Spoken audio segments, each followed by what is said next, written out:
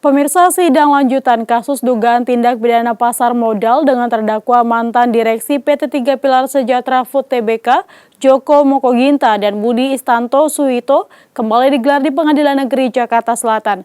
Sidang beragendakan keterangan saksi ahli dari pihak terdakwa yang dipimpin Majelis Hakim Ahmad Sayuti.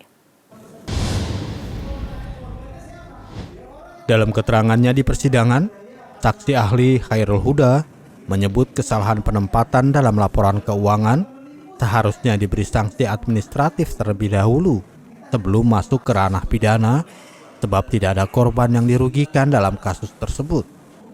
Ia menambahkan, kalaupun OJK mau menerapkan sanksi pidana, maka yang seharusnya dipidana adalah korporasi, bukan pribadi. Sementara itu, kuasa hukum terdakwa Zaid Musafi mengatakan, saksi ahli yang dihadirkan dalam persidangan mengatakan dalam suatu norma hukum pasar modal di mana klausul penipuan tidak dijabarkan secara jelas, maka unsur-unsur penipuannya harus kembali kepada KUHP yang mengharuskan adanya korban yang merasa tertipu atau dirugikan. Sementara berdasarkan keterangan ahli, sudah jelas bahwa tidak ada korban dan kerugian akibat pencatatan laporan keuangan tersebut. Selain itu, perkara ini harus sesuai dengan prosedur peraturan OJK bahwa apabila suatu laporan keuangan sudah diaudit oleh auditor independen, maka direksi dibebaskan dari tanggung jawab. Apalagi hasil audit secara tegas menyatakan wajar tanpa pengecualian. Tadi ilustrasi yang disampaikan oleh penasihat hukum, peristiwa serupa, kesalahan di dalam menyampaikan laporan keuangan ini untuk emiten yang lain itu oleh OJK diberi sanksi administrasi.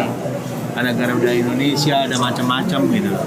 Jadi menurut saya seharusnya peristiwa seperti ini pun tidak bisa langsung dibawa ke ranah pidana, tetapi lebih dulu diberi sanksi administrasi, kan begitu.